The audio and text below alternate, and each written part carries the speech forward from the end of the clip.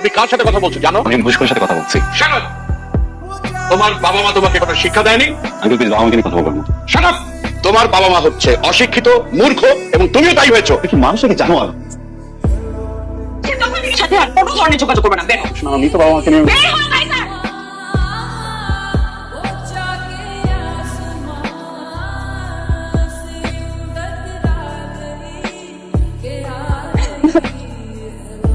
কমলা কোনো মাই আগে নাই কেমন আছো রে কমলা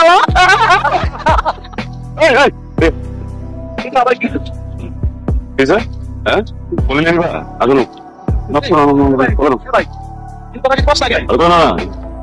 কে বলে নিবো বলে কি নিবো বলে তো ভাই বলে নিবো বলে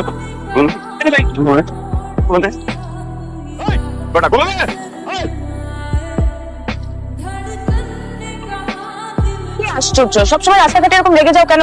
রাস্তাঘাটে এরকম করে রাগারাগি করে মারপিট করে হবে প্রতিদিন? মানুষ শুয়োরের বাচ্চা সব চোখ গালিয়ে দিলে খুব ভালো হতো। তাহলে তো বাংলাদেশে অর্ধেকের বেশি মানুষের চোখে থাকবে না। না দেখলে তো ভালো, তোমাকে দেখতে পারবে না, আমি দেখবো। আচ্ছা বসুন, আমি মরলে ঠিক কতদিনে ভুলে যাবে? আমার কাছে বিড়াল আছে, আমার বাবার। কি বলো? কিন্তু আঙ্কেলের এখন বিয়ে করা কি প্রয়োজন? সবকিছু যোগ যোগ যোগ হিসেবে নিতে নিতে সিরিয়াস টপিক গুলো যোগ মনে হয় তোমার, তাই না? Sorry sorry sorry sorry sorry, মজা করবো না। আমি বুঝতে পেরেছি বাসায় তোমার বিয়ের কথা চলছে। হ্যাঁ, এখন তুমি জানতে চাচ্ছ এই বিষয়ে আমি কি করব, কি বলতে চাই, তাই তো? কাজান, বাবার সাথে সাবধানে ভালো করে সুন্দর করে কথা বলবেন। কেন তোমার বাবা কি ধরতো? বাবা কাইজান, তাই স্যার,